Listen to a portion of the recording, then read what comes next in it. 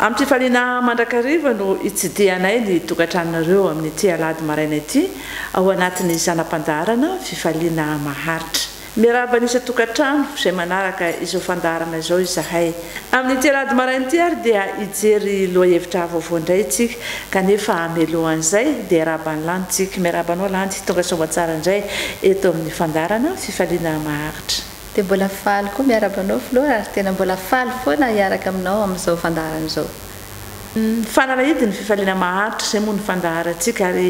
efa tao anatin'ny taona maro tsika no niona teto ao anatin'izany fandarana izany. Fa na izany na tsy izany tsara angamba raha tsy ahivona hoe inona marina moa no tena ambara ao anatin'izany fifaliana maharitra izany. Dia mbola mpifaliana lehibe tokoa no mbola hiarabako anao koa amin'izao fotoana izay hifanatrehantsika eto indray izao ary hanarahanao an'izao fandarana izao. Tena marina fa miresaka momba ny atao hoe fifaliana maharitra tokoa tsika ary raha nanomboka 7 sy 2 arivo tsika tamin'izany fandarana izany dia tena hita fa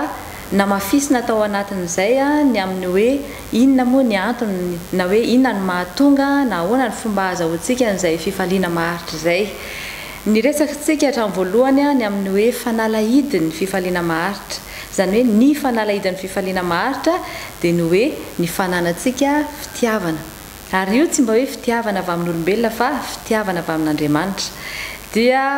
ny tanjontsika tao anatin'izay ary ny tanjon'Andriamanitra indrindra dia ny mba hoe ahaizantsika rehetra mahay miara-monina, mahay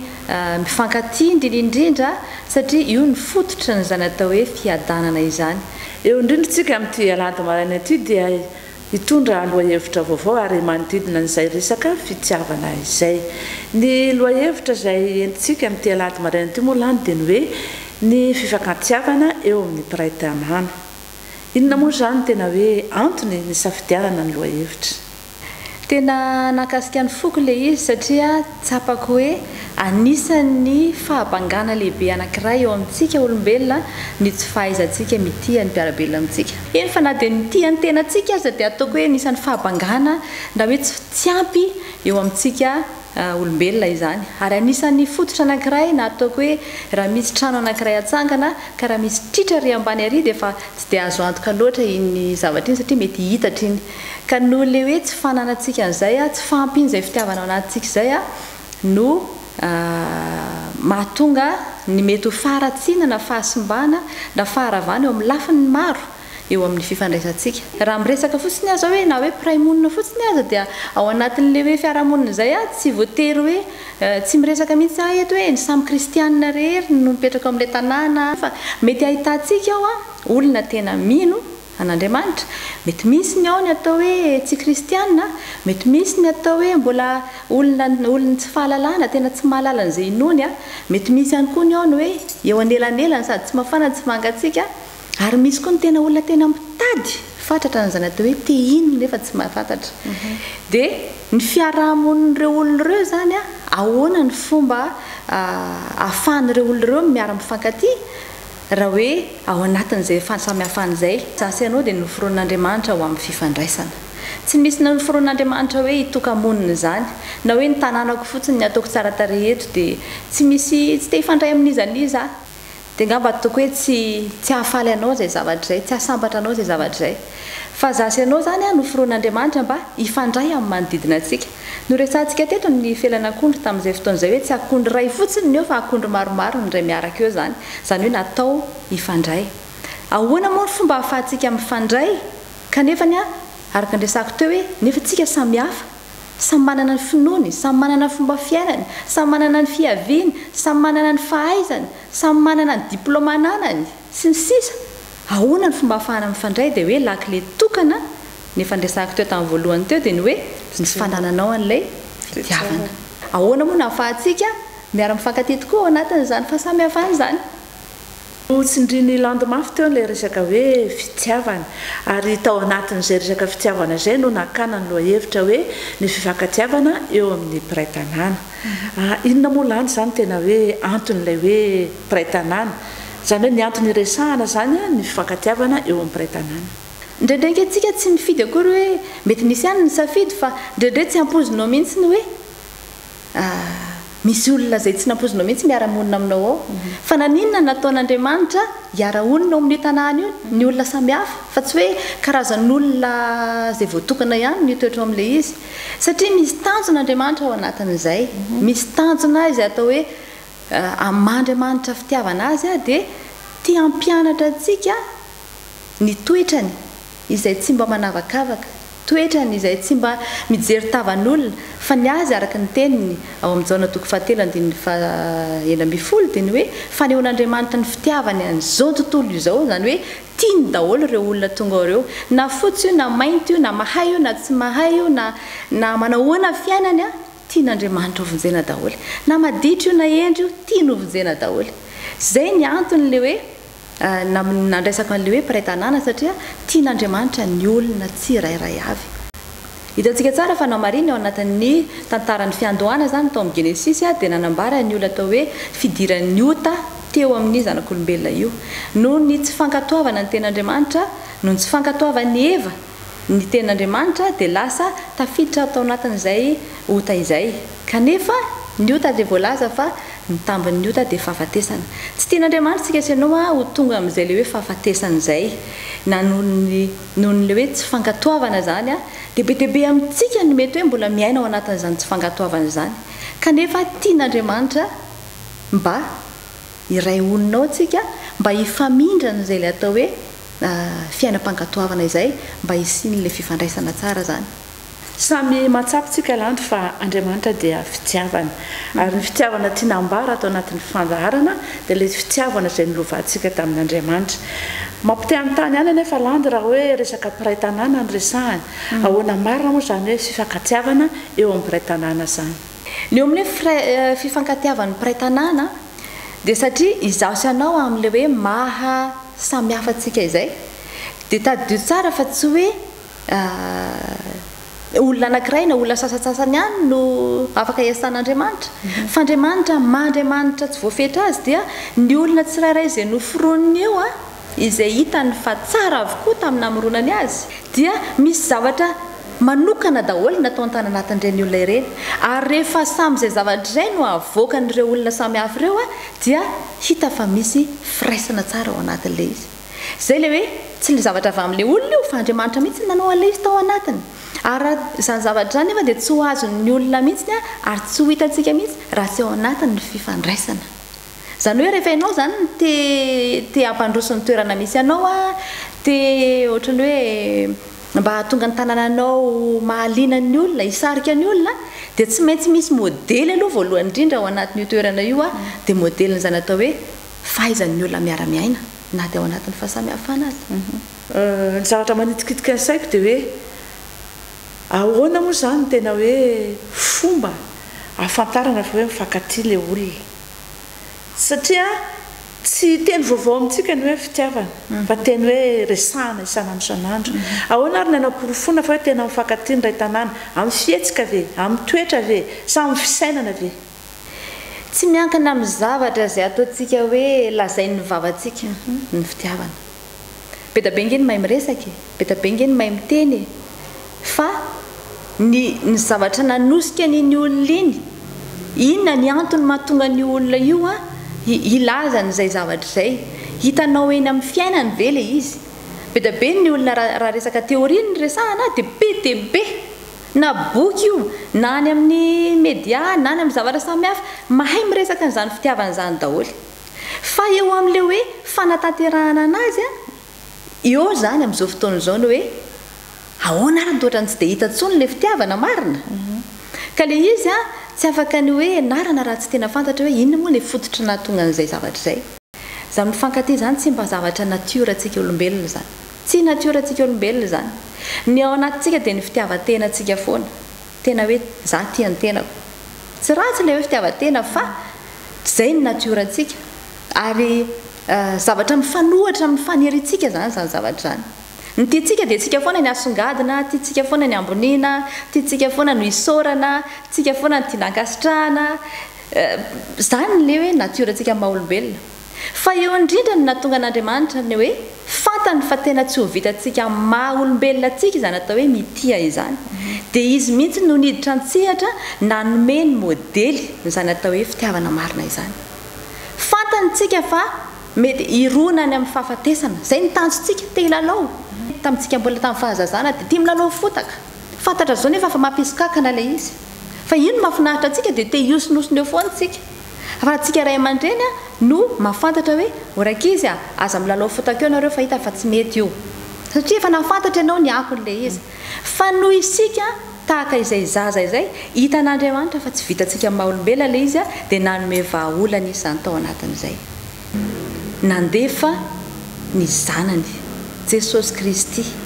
Jesosy Kristy ilay ataoko hoe mpampianatra faratampony amin'izany atao hoe fitiavana izany. Izy mety ho eritreretintsika hoe Jesosy ange zao zay mety hamaritantsika ny Jesosy eo. Mety atao hoe rakina filazan'ny olona finoana hafa dia atao hoe mpaminany izy, mpaminany tsotra izy, kanefa mpaminany lehibe mihoatra lavitra noho izany mpaminany lehibe izany raha Jesosy, satria Andriamanitra mihitsy no tonga tetỳ an-tany tamin'ny alalan'i Jesosy Kristy. Fantatsika izany. Ao anatin'ny Baiboly manambara fanambarana ny fitiavan'Andriamanitra, fanehoanan'izany sary ny fitiavan'Andriamanitra antsika rehetrarehetra mpanota izany, tsika rehetra io Baiboly io. Ary raha tsy mamaky azy tsika tsy hatakatra n'izay zavatra izay, tsy hahita an'izay tsika. Ka rehefa mamaky ny ten'Andriamanitra tsika dia milaza ny voateniny ao hoe izay rehetra nandray an'io fanomezana io nanome an' Jesosy izany voalaza no amin'ny filazantsara an'izao na toko voalohany andiny faharoa ambin'ny folo dia nomeny hery ho tonga zanak'Andriamanitra. Hitantsika ilay hery io hery io dia herin'Andriamanitra irery ihany izay ahafahantsika mandresy ny mahatsika ka ahafahantsika mity an'ilay olona na mahazaka ny zavatra tsy mety ataon'ny olona na mahazaka ny zavatra ataontsika hoe fanaratsiana ataon'ny olona. Io hery io no manosika atsika afaka mahazaka an'izay. Fa rehefa tsy eo io Jesosy io, na io tenin'Andriamanitra io, na io ataoko hoe naniraka ny fanahiny izy mba hahatonga atsika afaka hitiany fahavalo na tsy hamaly ratsy ny ratsy na anao soa zay manao ratsy atsika, tsy ho vitantsika izany. Dia izay no mahatonga an'Andriamanitra nanome atsika n'izay modely lehibe izay hoe mandray an' Jesosy tsika, mino azy tsika, tafiditra ao anatintsika izany ilay voana fafy, ilay voa ilay tenin'Andriamanitra io tafiditra ao anatintsika ao, ary iny voa tonga ao anatintsika iny no anampy atsika hitian'ny olona tsy mendrika ho tiavintsika. Araka ny teneniny any amin'ny Kolosiana toko 4:4 hoe aoka ny tenin'i Kristy toetra betsaka ao anatintsika, fa rehefa io no betsaka ao anatinao dia io ihany no mivoaka. Dia le voana fafiny eo amin'ny andin'ny 5 izy milaza an'izay le hoe minaran' Jesosy izay rehetra naterak'Andriamanitra no tsy manota satria ny voany mitoetra ao anatiny. Eo amin'ny andin'ny 9 izy ny teny an'le hoe izay manota dia avy amin'ny devoly satria ny devoly manota hatramin'ny voalohany. Izao no nisehoan'ny zanak'Andriamanitra dia ny andrava ny asan'ny devoly. Hitantsika tsara amin'izany zany fa ny hoe zany fifankatiavana zany dia atao hoe tena toetra avy amin'Andriamanitra zany, tsy mba hitsika olombelona zany. Ary eo ny devoly no misisika mba anakana atsika tsy hifankatia. Tsy tiany zany hoe tsika sianao hifankatia anana fiadanana zany, anana filaminan-tsaina zany, fa tiany tsika sianao hikorotana, hifampivazavaza, hifampiantsiady, anakorotana ny manodidina atsika. Zany no mahafaly an'ny devoly satria izay no manome voninahitra azy. Fa eo amin'ny andin'ny 7 dia teneniny hoe le voa izay napetraka ao anatintsika, le voa le tenin'Andriamanitra ny teneniko teo iny no manampy atsika sianao hiady amin'izay le atao hoe fankahalana, fialonana zay mety ho voka-dratsiny zany rehetrarehetra hoe tsy fitiavana izany. Tsiaritra ihany lando no ilazako hoe matetika nefany ny olona mahalala ihany no ahitana taratra n'ilay tsy fankatiavana. Manoloana izay indrindra inona re no mety hoe voka-dratsy ny tsy fahaizana mifankatia. Ny voka-dratsy ny tena voalohany indrindra dia ny hoe ohatran'ireny hitantsika reny ny vaovao mandeha isan-karazany reny fa miady ny fianakaviana tatsiny azy dia misy indraindray ara mifandoro-trano mihitsy, indrindraindrindra eo amin'ilay hoe eo amin'ny resaka lova, ka rehefa tsy mahay mifankatia ny mpiara-monina dia hitantsika tsara fa mefara amin'ny ady ary tena hoe fisaraham-bazana mihitsy n'le izy inona voka-dratsiny zany atao hoe tsy mahay mifankaty zany a dia ny hoe tsy ahita fifaliana mihitsy ianao ao anatinao ao tsy anana an'izany atao hoe fahasambarana amin'ny fiainana tsy sitrak'Andriamanitra zany fa tiantsika sy ianao anana fiadanam-po ary io tsy miankina amin'ny volananako sy ny volanananao fa fanomezana ho an'izay rehetra hoe linany amin'izany fifankatiavana zany zava-doza tokoa eo amin'ny fiainana rehefa tena hoe tafiditra izay tsy fifankatiavana izay ary efa azo saintsaina moa zany ny voka-dratsy izay mety ho aterany fa nazanana tsy zany lady a ny fifankatiavana amin'izay hoe mahazanak'Andriamanitra ny olona mifankaty izay a dia misy tokoa ny vokatra tsara inona re mba azony landy ambara mahakasika an'izay hoe vokatra tsara azo ny fifankatiavana izay ny tombontsoan'Andriamanitra ao anatin'ity dia mba ahitantsika ohatran'ireny hoe fifaliany ray aman-dreny mahita ny zanany miadana mifankaty zany anke tena fifaliana lehibe zany tsy vitan'ny fananana hoe rehefa ambony ny diplôma na hoe na vita fianarana ambony na nipetraka any an-dafy na ohatra zany fa ny tena fifaliany ray aman-dreny dia ny mahita ny zanany sy ny taranany vanona ao anatiny izany hoe fifankatiavana zany ka io mitovy amin'ny tanjon'Andriamanitra izay ny tombontsoan'Andriamanitra zany mba tonga asa ianao ho tonga amin'izany hoe fandraisana an' Jesosy anana fiainana milamina ary andresana zany fankapanahy amin'izany fankahalana sy ny sisy zany hitoerantsika ao anatin'izany hoe fiadanana zany fa dia ny androany raha androany tsika sy ianao te hisafidy anana fifaliana na dia zao fotoana zao izay resantsika sy ianao zao aza dia afaka ny anana an'izany vokatra zany afaka na manahoana famaizinana tao anatin'ny fifankatiavanareo tao anatin'ny tokantrano tao rehefa manomboka amina zasy ianao no nandray an'izay le hoe nandray an' Jesosy niverina tamin'i Jesosy ny aiky fa tena tsy nahavita an'izany mifankaty zany tsy nahavita namela heloka tsy nahavita ny aiky heloka tsy nahavita ny aiky fa diso teo anatrehan'ny ankonana na ny mpanampy na ny mpiambina na ny mpiara-miasa na ny mpiara-mivavaka raha zao santsika sy ianao zany miaiky an'izay fahadosoantsika izay dia hitantsika tsara fa misy vokatra tsara be dia ny vokatra ny atao hoe famelan-keloka olona voavela heloka izay ny tena vokatra tsara indrindra dia amin'izany atao hoe fifankatiavana zany anapiako an'izay teninao izay lady ny fifamelana heloka eo amin'ny mpiray-tanàna ahitana fifaliana ozy ianao ary ahitantsika koa fiadanam-po izay no mahakasika ny fifankatiavana eo amin'ny mpiray-tanàna eto am-pamaraparanana inona re landy ny famotinana azonao atao na azonao omena koa ny mpanaraka ny fandaharana amin'izao fotoana izao mamelafy loha raha mba hiteny oabolana kely amin'ny mamalagasy atsika satria arenantsika lehibe io isika sy ianao dia tahaka ny ladim-boatavo tena tiako izy io raha fitorana dia iray ihany ary misy fomba fiteny ihany koa ny hoe mpirahalahy mianalaka izao tokony ianao toko za tokonao zany hoe zay le vokatra tsara n'izany atao hoe fiarahamonina mirindra izany fiarahamonina